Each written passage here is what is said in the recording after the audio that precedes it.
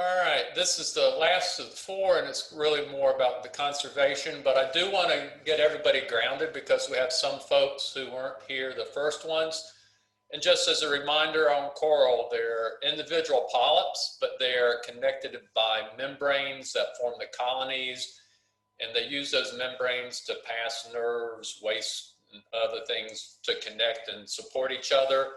They're two skins with a gelatin-like filling, insides, if you want to say, sort of like jellyfish. And how they feed is tentacles. You'll see the picture here in the lower left. Often at night, they'll open up the tentacles and feed plankton, but that's only about 10% of their nutrients. They have a relationship, a symbiotic relationship with an algae called zooxanthellae that lives inside them.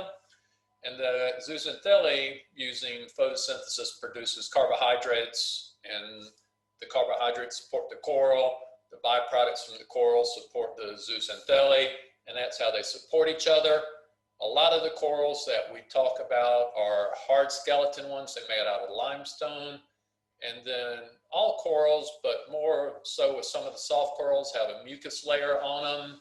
Can go from 1 millimeter or 2 to 6 to 7 millimeters thick. And consider that sort of like the skin, equivalent to our skin. It protects them. When our skin gets cut, it opens it up to bacteria and infections. Same thing as with corals. If you touch them, that damages and removes some of that mucus, and it opens up that area of the polyp or the colony to be more susceptible to diseases that are floating in the water. Something we all know about if we've paid attention to what's going on with coral, and I think you probably have if you've participated in here, they're going downhill, been going on for decades. We see a lot from out in the Indian Pacific area, especially Great Barrier Reef and bleaching, but down in the areas where we dive most, in the Caribbean and Florida, they've had a lot of diseases and some bleaching as well, but a lot of impact by diseases. And sort of it comes and goes with bleaching based on the climate, and we'll talk a little bit more about that in just a moment. But diseases, there's fast moving. They've eradicated some of the corals pretty much down in the Florida Keys. And that'll be something we'll talk about near the end with what Riverbank Zoo is, and Jennifer Rawlings, who's the aquarium curator. One last thing on corals, they have narrow environmental conditions to live in, narrow temperature bands, 86 to 68 more or less, plus or minus a few degrees, so a narrow water band temperature. They need sunlight for the photosynthesis for the zooxanthellae. So that's why you see them in shallower depths. You don't see them 100, 200 feet. You see some, but they start decreasing amount. They don't do good in cloudy, murky waters, again, because of the photosynthesis. Acid water, if the pH goes down, it affects the hard corals' ability to make their houses, the limestone skeletons. So there are a bunch of criteria that we monitor and the conditions to see how the corals could respond and how things are going out in the ocean. And those are some of the things that we're going to talk about on what we have done in damaging and how we can restore the reefs. One last thing, sort of as a reminder, I think people can probably see this without blowing it up. Coral reefs house a lot of the fish species, especially smaller ones that are lower parts of the food chain. And if you'll look over in the chat, you'll see a link to a Google Drive location that has these infographics in it that have been used throughout these series of webinars. Corals are also a source of medicine for cancer drugs, HIV drugs, other things. They've even been used for bone replacement surgeries. A lot of people rely on the reefs for their protein, especially in the third world areas where the islands and people just can go out on the reefs, catch the fish for the proteins. That's also part of the problem.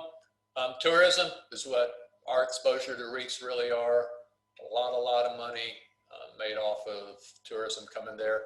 And then food, alluded to that already, but also not just residents, but lobsters that people go get and other parts of the food chain there on the reefs that people harvest and enjoy.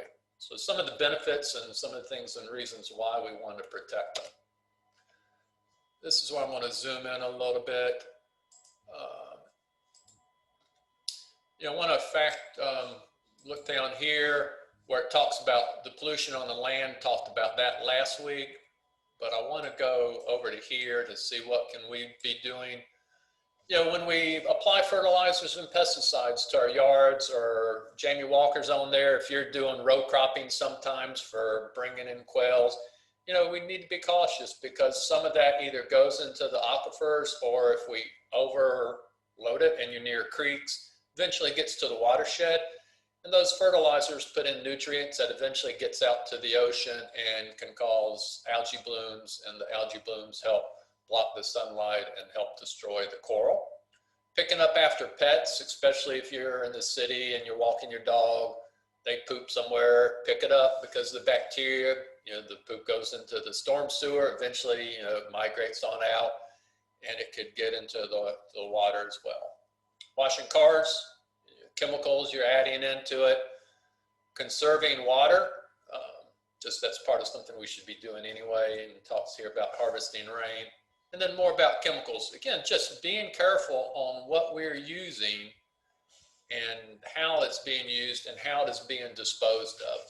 One of the things that has happened over the 15 years I've been taking our trash to a landfill is paints and oils. They used to not care about segregating out partially full cans of paint or leftover cans of motor oil or something like that. But now, at least where I go here in Aiken County, they have places specifically for oil. They don't want the batteries in there, and they want the paints to be filled up with sand or cat litter or something to absorb them so they don't leak out. Septic systems, again, I shared last week about bacteria leaching out down into the Keys 20 or so years ago from the just worn out cesspool septic systems down there before the wastewater treatment plant had been built and operating. And they traced those bacteria to affecting the corals and actually causing one of the diseases down there in the sea fans. We'll talk more about sunscreens and chemicals in sunscreens.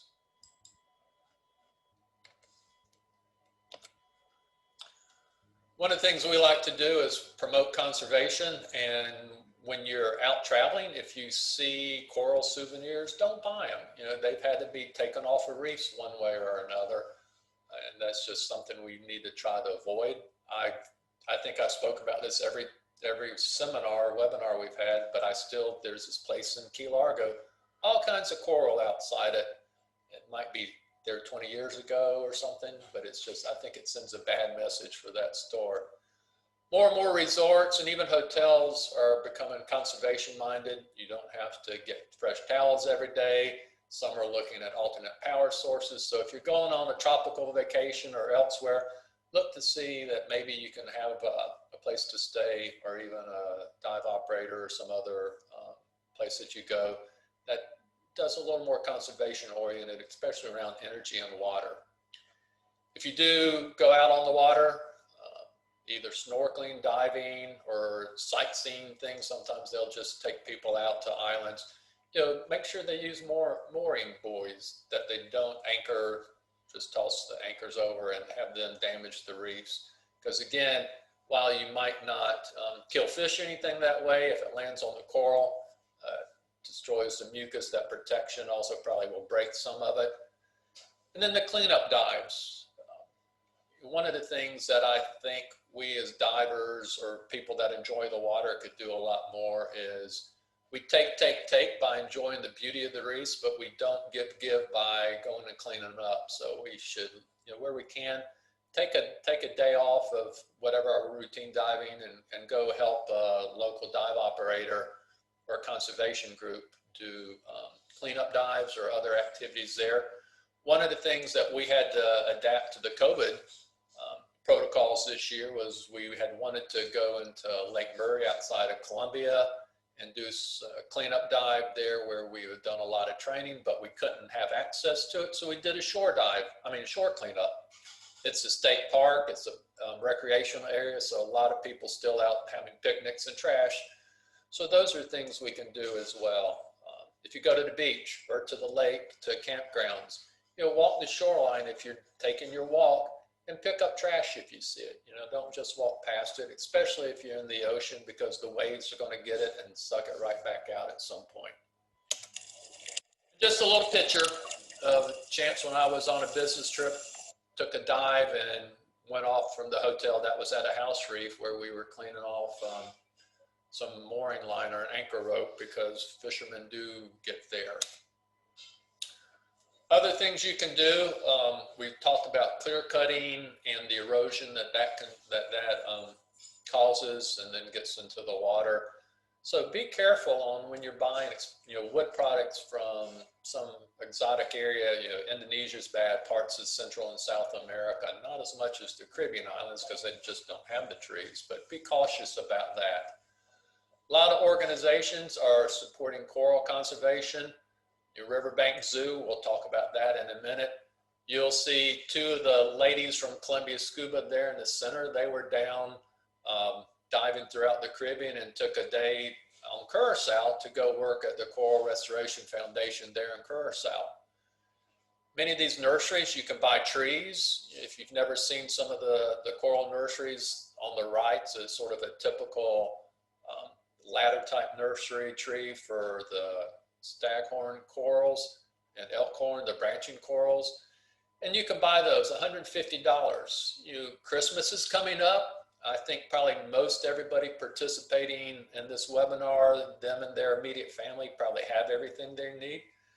Consider making a donation to a family member, an honorable family member, and buy a tree from somewhere.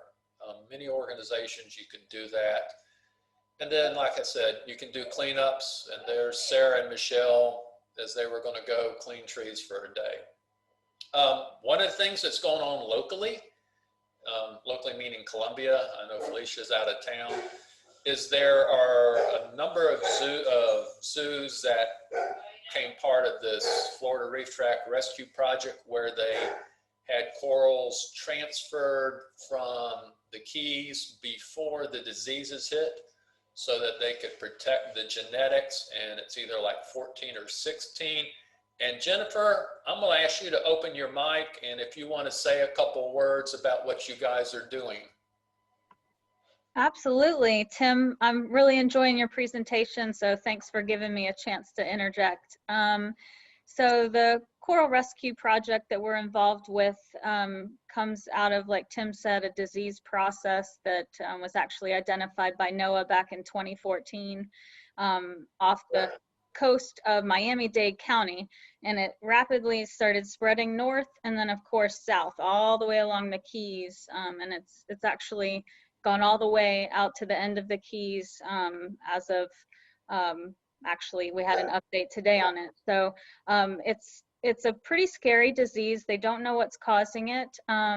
There are about 22 corals that are really susceptible to it, 22 species. And some of those corals are experiencing 100% mortality. So, you can imagine if you've got multiple coral species that are living on the reef and they're experiencing a lot of mortality, it's really not great for the environment. And so what happened in late 2018 was that the folks at NOAA and Florida Fish and Wildlife said, we need some partners who have experience maintaining corals in a captive environment.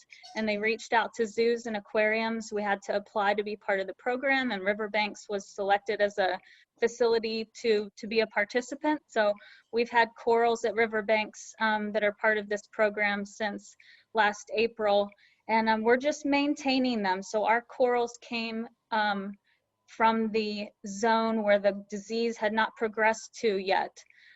So we're maintaining these corals that are healthy and haven't experienced the disease in order to maintain genetic diversity, and hopefully maintain those corals for the future when maybe they can be outplanted or even reproduced in our facilities for putting specimens out on the reef in the future once they figure out what's going on with the disease. So we're really proud of the program and proud to be contributing to conservation on the reefs in that way. Jennifer, thanks. And one of the things that I talked to Jennifer about early in the spring about, the time COVID kicks in is that once we're through and life becomes whatever our new normal is, to try to get a behind the scenes, a little bit of a visit back there at their aquarium to hear more about this. So for those in the Columbia area, hopefully we'll be doing that probably next calendar year. Jennifer, I'm gonna put you on the spot on this one because some of the folks where they've had corals in some of the research facilities, have you seen them spawn yet? Were yours big enough that you've seen any spawning occur? So the coral species that we're maintaining across facilities, so not just at riverbanks, but at all the partner facilities, you've got brooders, and then you've got that will hold on to the coral larvae before they release them. And then you've also got specimens that can engage in asexual reproduction. So they basically will bud off small pieces of new corals. And so we have had asexual reproduction at riverbanks. I know some other facilities have had that as well. The Florida Aquarium has had these corals longer than anyone. They actually had some come into their facility about a year before everyone else. And they have had a couple of successful sexual spawnings. So they are cycling their systems to mimic sun and moon cycles on an annual basis. And it actually will trigger that that gamete formation. And so yes, the Florida Aquarium has had a couple of different species spawn in their tanks, which is really, really cool. A lot of attention when that happened last summer. So yeah. That was exciting for folks that have done this. So anyway, I was glad, Jennifer, glad you were here, especially on this one. So thank you. Thank you. Something here on overfishing, something that we all need to think of a little bit about down here. Learn more about sustainable seafood. And you'll see more and more restaurants that talk if their fish and their catch is sustainable, meaning that it's not from fishing methods that are just the huge nets that catch everything or the long lines. A lot of those end up contributing to the ghost nets and the fishing lines that you hear that are drifting out in the Pacific and Atlantic, miles of fishing line. There's a website here, but also Monterey Institute, I think it has something. If you go by Columbia Scuba, there is some cards there. There's also an app that you can use, and I wish I could have remembered the name, shame on me, that you can put in your location, and it will tell you if there are restaurants that have registered with them to be sustainable, providing sustainable seafood choices. And then again, when we're fishing, catch and release, unless you're using it, a Seafood Watch app. Jennifer told us that, so you can look in the chat. It is good, and it's a neat one to use.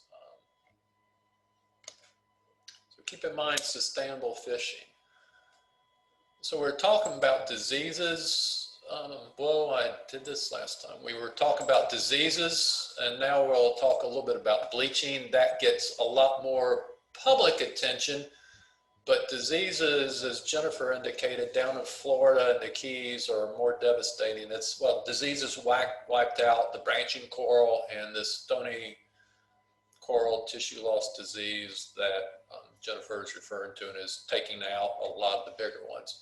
Change in temperature, that's the biggest factor on bleaching because of that narrow temperature band that coral and the zooxanthellae cooperate and live in.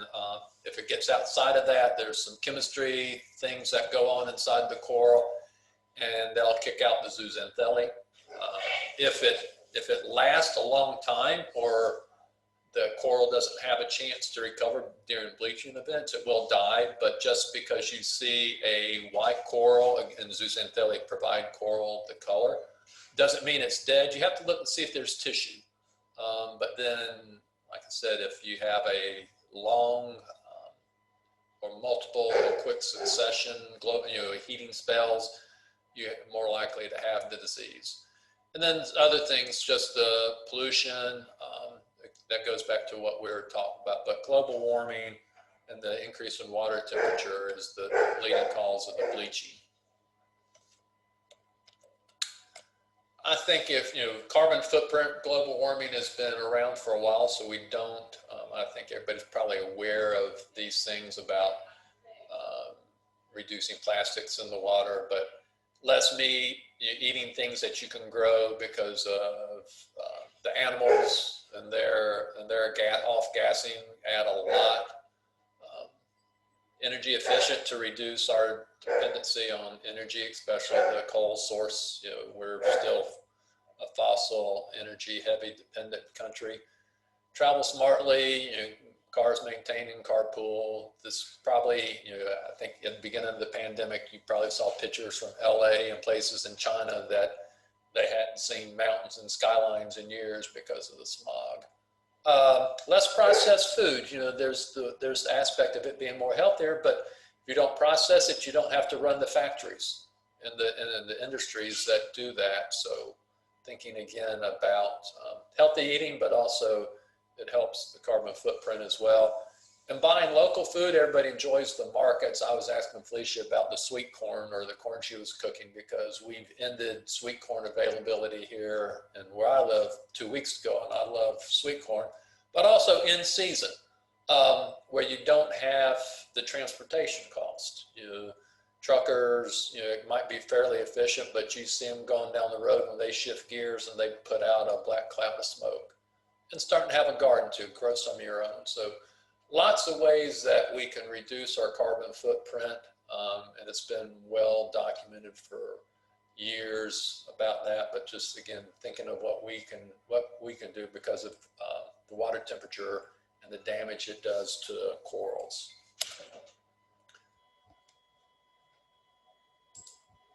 If you got good eyes, you might not see this, but again, something that's gotten more attention the past year or two, maybe 5 years at the most that I've seen, is finding sunscreens that are reef friendly, environmental friendly. There's a lot of chemicals that are out there that have been determined by the FDA and international organizations that could be damaging to marine life, not just corals. Sea urchins, you see that down here. They're one of the helpful animals on reefs. You don't see much of them in the Caribbean Atlantic basin because they got affected by disease 20, 30 years ago. So many of them had died off. One of the interesting things the industry tried to find something to help. They originally started going to some solid particles using some titanium and zinc oxides, particles, but then they found out these nanoparticles that would help with sunscreen were being digested in the fish. And that caused problems with the fish. So not only there's these list of chemicals, but the nanoparticles. So you want to find nano-free particles for your sunscreen. So a variety of them. You can try different ones. Some rub in good and others rub in less good, but I want to encourage you to do that. Even here at our inland lakes, again, what gets in the water here around us, in the rivers and the lakes, and up there at the lakes there around the Knoxville area, that eventually those goes to watersheds and it meanders down and gets into the ocean. And especially important when we're on the coast. When you see down in the Keys or some of the resorts, if you go to them, just the number of people and the sheen that they have, and then they go off, and you can sometimes see a little film and sheen on the water there at places. So keep that in mind as well. And one of the things that, if you're on islands, I know my daughter Sarah did this last, and I think one of the other lady instructors there at Columbia Scuba, they are buying eco-friendly shampoos and things, because on these island countries, again, what chemicals we put down the drains and showers from shampoos, soaps, or whatever, water treatment systems don't eliminate those, and they'll just go right out back into the ocean fairly quickly. So keep that in mind too, of just other healthcare products that are free of chemicals, and there are a lot of alternatives about those. The only thing on all these really haven't talked on is if you don't dive, don't touch. If you're in the water snorkeling or whatever, again, that's because of the membrane, the mucus that is around the corals. We don't want to damage that. But these are all good tips, and this is a good infographic to have and share. And like I said, Lawrence has pasted the link to all these in the chat, that if you wanted to grab them to save or to send to friends or use them, however, something to do, and you have access to those. So that has it.